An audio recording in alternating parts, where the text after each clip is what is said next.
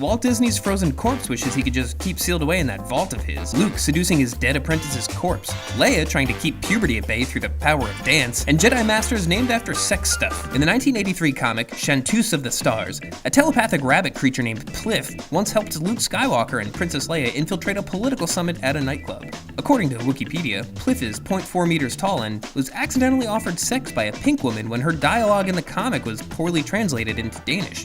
That is not a joke. Luke overhears plans for an assassination attempt on one of the governors in attendance. Working quickly to thwart the plan, Luke and Pliff head to one of the entertainment rooms to warn the governor before he drinks some poisoned soup. Along the way, they are repeatedly harassed by alien women who are just too attracted to them, Pliff included. Back in the main bar, the crowd is packed with an adorable, Furby-looking race of aliens called Lasbies. Lasbies get decidedly uncute when they hit puberty. They suddenly transform into gigantic, wild monsters known as Hooks, which you may recognize as Hulk with a typo. This is gonna be a bloodbath. Princess Leia knows she has to do something, so she hatches a desperate two-part plan. The first part is T and the second part is A. That's right, Leia takes off her clothes, gets on stage, and starts cooing at them in an attempt to de-escalate puberty? By far the dumbest part is that it actually works.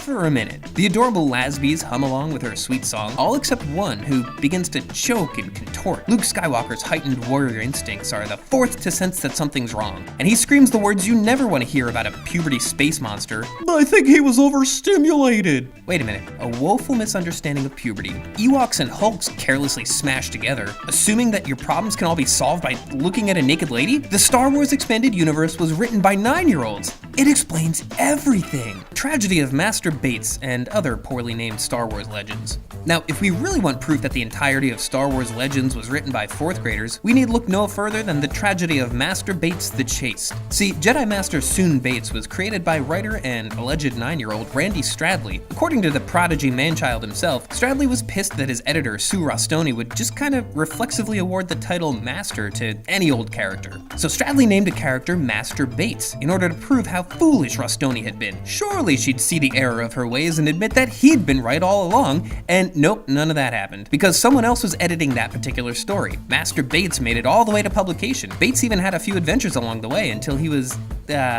finished off by General Grievous. But Master Bayts isn't the only centrally named Star Wars character from Legends. There's also the Tusken Raider fighter from that Star Wars Masters of Terrascasi game named Khor, or versus fuck for short.